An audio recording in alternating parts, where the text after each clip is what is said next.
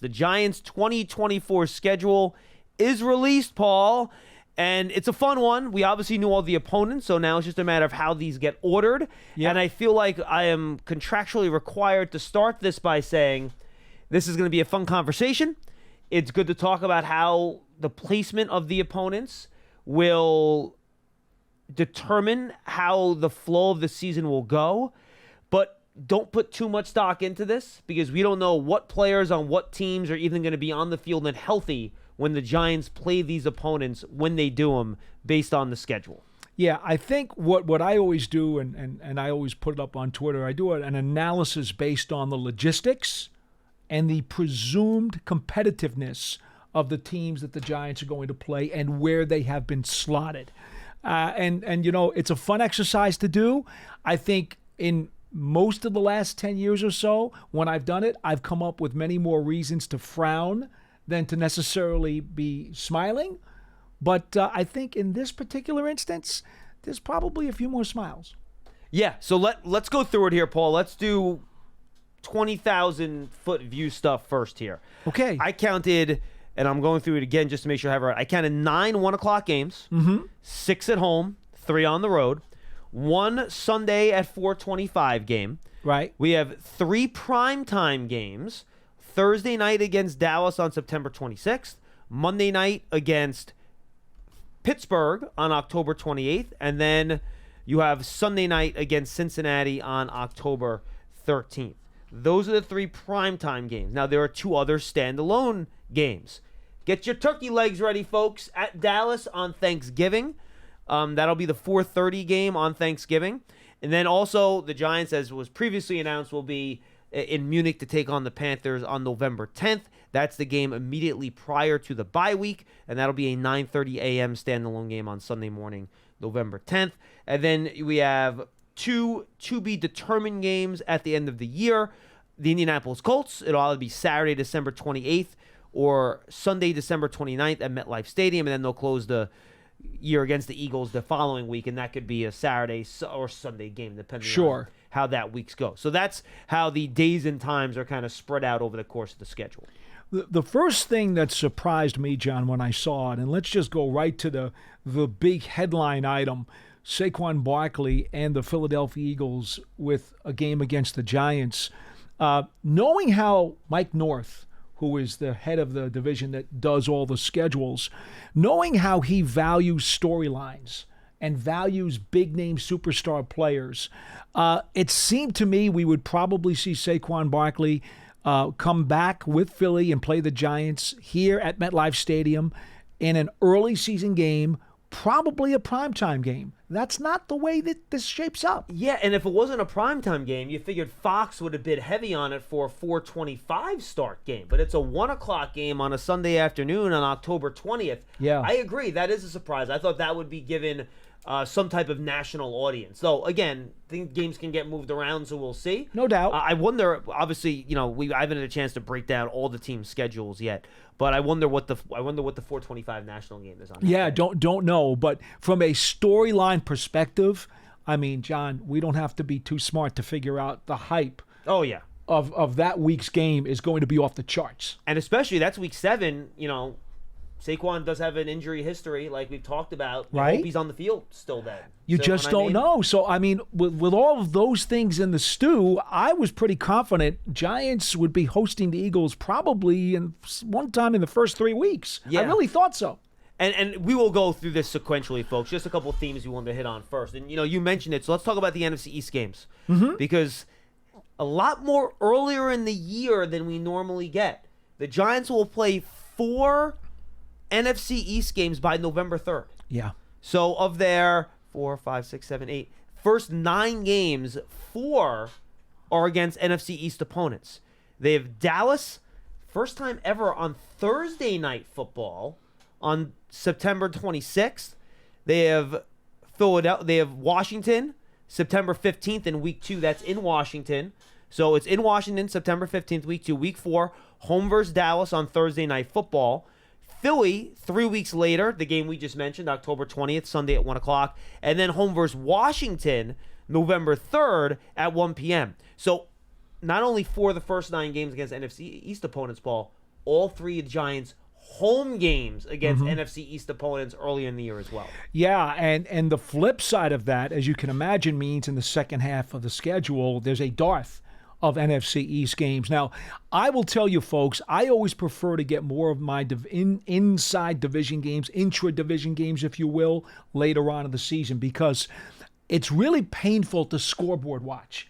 If you're trying to catch up and you're trying to compete and fight within your division for positioning and potentially a division title or even a wild card, you don't want to have to be scoreboard watching all the time. You'd like to be able to play your division opponents and know if we win this game, they lose. You don't have to worry about it. But after Thanksgiving, when the Giants play the Cowboys, they only have one more NFC East game, and it's the season finale against Philadelphia. And that game, the last couple of years, could mean even nothing. Meant anything. So could mean nothing. Only one out of the final 5 games against NFC East teams, which is rare given how they usually put the schedule together. Very rare, yeah. And it puts the Giants in a situation where, and I know the coaches and the players will tell you have to take care of business on the field yourself, and you just can't worry about what other people are doing. But if you're a fan out there, I guarantee you are going to be stressed out scoreboard watching every single game with those divisional opponents or divisional rivals down the final month of the season, because you know you're not playing them and you can't take care of your own business and try to knock them off and make up ground. Okay, any other larger themes here, Paul, you want to hit before we take this thing in sequential order? Well, I think before we started, John, you mentioned to me the gauntlet. Well, I want to go in order. So, all right. So that'll be in the middle of the order. Any other larger things that you want to touch on? You know what? I think the other one that kind of hit me a little bit, and it's there's no more than 2 consecutive road games at any time during the schedule. That's a good one. And folks, in fact, they only play back-to-back road games once in weeks 2 and 3. Right. That's it. And if you know anything about the way these guys prepare and their workflow schedule, I will tell you that is a very welcomed move that the Giants were able to come up with. Now, it wasn't their move, obviously. This is what the league gave them. But it's very advantageous not to have 3 road games in a row. The league does try to avoid giving you 3 road games in a row. They do try, but they're not always successful in doing so. And I think that's very good. The other item I would just throw out there, John. And they do have back-to-back home games on 2 separate occasions, by the way. They play back-to-back home games October 13th, October 20th, and then back-to-back home games on December 8th and December 15th.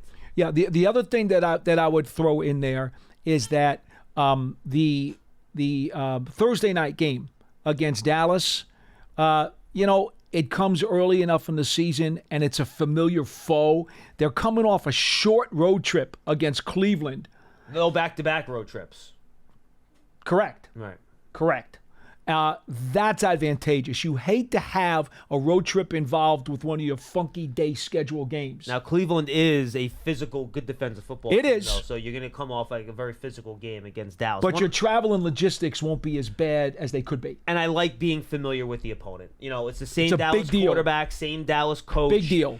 Both teams, frankly, are going to be familiar with their opponent in that game with the same coaching staffs and quarterback kind of in place over the last few years. So that'll make that prepreparation for that Thursday game a little bit easier. I'm with you on that. The final bigger theme I'll bring up, Paul, and this kind of just bumped in my head here as I continue to review this. We haven't had this in our hands for very long before we started doing this, so I'm gonna have little revelations as we go here, which is always fun. But you have the bye on November 17th, which is week 5, 6, 7, 11. 8, 9, 10, 11. Then they get the Thanksgiving Day in week 12. So you get that mini bye. So you get your bye and then the mini bye after the Thanksgiving game, only 2 weeks apart. Mm-hmm. So you should be very well rested heading into that final 5-game stretch of the season. And then again, you have that mini bye again at the end of September. So they have their rest breaks split up pretty well here, Paul. So they get a couple of pauses here and there, which is nice. You do have the short week on Monday Night Football at the end of October at Pittsburgh Monday night. Then again, they play, not a far trip. No, correct. And the Giants they only have one far trip on their roster in the schedule, and that's the Seattle Seahawks, and that's on October 6th. I think we will go through this in order. And then I don't like this short week. They have 2 short weeks heading into division games. Actually, 3 short weeks heading into division games. You have Dallas Thursday. Right. Now, again, Dallas is a short week that week, too, so that's okay. Yes. You have the short week heading into the Washington game on November 3rd off of the Pittsburgh game. And then you have the short week Thanksgiving at Dallas. So, again, Dallas has short weeks those 2 weeks, too, so it's not really an impact. But you do have 3 short weeks heading into division games. But I do like how you're having those mini breaks with the bye and the 2 Thursday games kind of spread out a little bit. And in the 2 Dallas cases, you're home before each of those short weeks, which is good. Same thing with Pittsburgh. You're home for Philly before that short week as well. That does make a difference. When these guys are pulling into Newark Airport at all kinds of crazy hours, it does kind of throw off the body clock and the way they're going to do things on Monday morning. I thought the other item too, John, to go right, kind of filters into what you just said. Yeah. Look at this now. The second half of the season begins with a stretch from week 9 through week 15 that includes only 2 road trips. There's the Germany trip and there's the Dallas trip, which are unique because you're talking about Germany and you're talking about Thanksgiving, which includes kind of the mini bye and the bye. So think about that, okay? From week 9 to week 15, the Giants in the beginning of the second half of their schedule, from a physicality standpoint, there's a little bit of a chance to kind of catch your breath. Little bit. Correct. All right. Now let's go through it here, Paul. I'm going to kind of break this schedule up into groups, and I think we can kind of separate it into groups and and how it'll work. And I'll just take the first 2 weeks as one individual group here. Okay. Okay. So the Giants open up on September 8th. To begin their 100th season celebration against the Minnesota Vikings. And again, the Giants will have more details in terms of what they're going to celebrate each week and everything as we move into the summer. There will be celebrations. We don't know what games for what yet, but we'll announce that as we go. They'll start the season against Minnesota on Sunday, September 8th at 1 o'clock. Then at Washington, September 15th, 1 p.m. 2 notes on these 2 games. 1, 2 potential rookie starting quarterbacks in J.J. McCarthy and Jaden Daniels. Yep. Number 2, you want to talk about storylines. If you don't think week 1 they're locked and loaded, the Giants passed on J.J. McCarthy in the draft, and they're playing him in week 1. Potentially. Just please win that game. I don't want to deal with Potentially. that. Please. So 2 rookie quarterbacks those first 2 weeks, 2 teams that were not playoff teams last year. So we talk about the importance of getting off to a fast start. At least the first 2 games should be games with the Giants. If they're not favored, it should at least be a game where you're playing an opponent, I think, in the same tier as you, where you should have a good chance of walking away with a victory. Well, let me add this to you too, John. We talked the other day on BBKL about you don't want to face a ferocious pass rush coming out of the gate. Minnesota's pass rush is being totally rebuilt this year. Yeah, they just lost Danielle Hunter, correct. For starters, yeah. And one of them is also gone too. So they've lost their 2 top pass rushers from last year. They're totally rebuilding their pass rush. Washington, we already know what they did middle of last season when they started trading guys off. So you're looking at 2 defenses that are literally rebuilding their pass rush. Now, look, I'm not going to be so ridiculous as to assume that the Giants' offensive line will come out of the gate strong. But let's just say I feel a little better about their ability to start the season when they're facing less than shark teeth coming out of the box. How about that? We'll also get to see Dallas Turner week 1, their other rookie first-round pick. A lot of people thought he was the best pass rusher in the draft, so we'll get to see him. And then we kind of talked about this on Big Blue Kickoff Live as well, Paul. You know, Jaden Daniels in week 1, you would have 0 film on them in the regular season. At least you can have 1 game to look at from whoever Washington plays in week 1. Again, I haven't looked at it, but you'll at least get 1 week worth of tape of Jaden Daniels when you watch him take on whoever they do in week 1, so you're a little bit more prepared for week number 2 at Washington. I would concur with that as well. That could be Washington's home opener too, by the way, which is an important thing. That's always a tough game. We don't know that at the moment while we're doing this.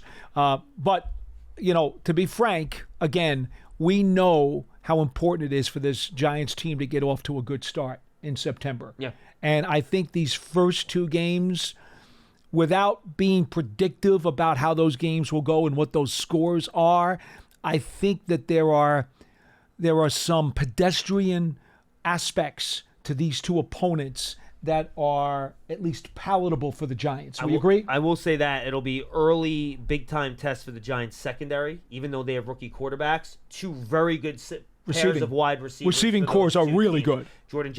good. Justin Jefferson. Yes. Jordan Addison. Yes. I combine those two guys. Terry McLaurin and Jahan Dotson. No question. And all those guys in Washington. So that'll be a nice little test for a revamped Giants secondary to see how they do against two good receivers. Yeah, the passing weaponry is there. What we just don't know is what those quarterbacks are going to be. Right. And then again, as I say, on the other side of the ball, I like the fact that those are going to be reconstituted pass rushes as opposed to coming in going up against a King Kong pass rush. All right. Well, here comes Godzilla for the next 5 games. Okay. This is the gauntlet. And, the Giants had some really tough opponents on the schedule. Well, here's the gauntlet, folks. We mentioned September 22nd, Week 3 at Cleveland. Cleveland's a very good football team. They sure are. If Deshaun Watson can play a little bit better, other than the quarterback, Cleveland is one of the most talented teams in the league. That's how good they are. They can rush the passer. They have a good offensive line. They're good weapons. Amari Cooper, go down the list. Nick Chubb, if he's back by then. We got to see with his injury whether or not he's healthy by Week 3. Right. But really good football team. We talked about Dallas on that Thursday game. Then at Seattle, luckily you have a little bit of extra time before you travel to Seattle coming off that Thursday game, so maybe that'll take some of the juice out of the travel. Mm-hmm. And then they're home versus Cincinnati, home versus Philadelphia, at Pittsburgh. Those are all playoff. No, Seattle just missed it, right? Last year? Right. So, and the Bengals made it, right? The Bengals made it last year. Yep. So every single one of those, and Pittsburgh just missed it, or did they end up making it last year? They made it. They made it.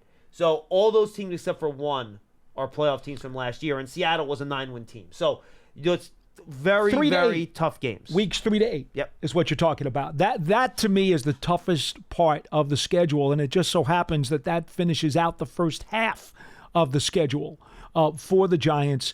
I will say this, at least the Seattle game is Week 5.